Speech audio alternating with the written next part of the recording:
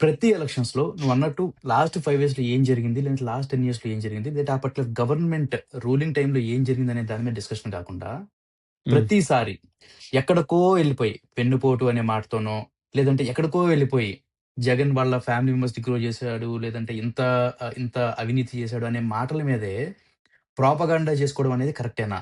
ఎందుకు మన డెవలప్‌మెంట్ గురించి మాట్లాడుకోకుండా ఎప్పుడు ఇలాంటి పాయింట్స్ మీద మన డెసిషన్స్ ఉంటాయి. అంటే తి 2019లో ఓటేసినప్పుడు మనకి డెసిషన్ ఇదే. అవును. 2024లో ఓటేసినప్పుడు మన డెసిషన్ ఇదే. హ్మ్. 2014లో ఏసేటప్పుడు ఇదే. లేకపోతే 2029లో ఏసేటప్పుడు కూడా ఇదే అవుతుంది. హ్మ్. ఎందుకు హ్మ్. మనం అవును. రీసెంట్‌గా జరిగిన ఈవెంట్స్‌ని బట్టి, జరుగుతున్న డెవలప్‌మెంట్‌ని బట్టి, లేదంటే ఆ పొలిటికల్ పార్టీ ఆహ్, ఆహ్, స్టామినా ఎంత, పొలిటికల్ పార్టీ ఎంత కమిట్మెంట్‌తో చేసిందనే యాస్పెక్ట్స్ గురించి ఆలోచించట్లేదు. ఆ కామన్ సెన్స్ ఎవరికుండాలి? ఆ మాట్లాడే పొలిటికల్ లీడర్స్‌కుండాలి. ఆ పార్టీలో, యాహ్! ఈ పార్టీలో 2 పక్కల యాహ్! మీరు చంద్రబాబు నాయుడు తెలుగుదేశం పార్టీని టేక్ ఓవర్ చేసింది 95, 96 ఆ టైంలో. అవును. 95 ఐ గెస్. అవును. అవును. నాకు గుర్తు 95. అక్కడి నుంచి దగ్గర దగ్గర మొన్న జరిగింది ఐదో ఎలక్షనో, ఆరో ఎలక్షనో. అవును. ఇన్ని ఎలక్షన్స్‌లో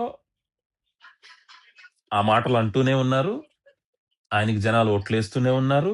అవును. ఆయన ముఖ్యమంత్రి అవుతున్నాడు. ప్రతిపక్షంలో ఉంటున్నాడు. జరుగుతూనే ఉంది. అవును. 2014కి ముందు జగన్మోహన్ రెడ్డి 1,00,00,000,000 దోచుకున్నాడని 2014లో చెప్పాం. అవును. 2019లో చెప్పారు. అవును. 2024లో చెప్పారు. అవును. 2014లో 60 చిల్లర సీట్లు గెలిచాడు. 2019లో ముఖ్యమంత్రి అయ్యాడు విత్ థంపింగ్ మెజారిటీ.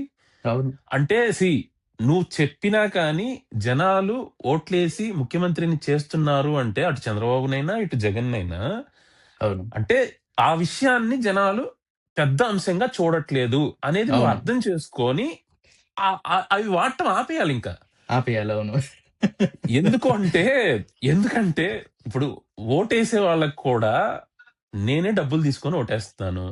అవును. నాకెందుకు అయన్నీ?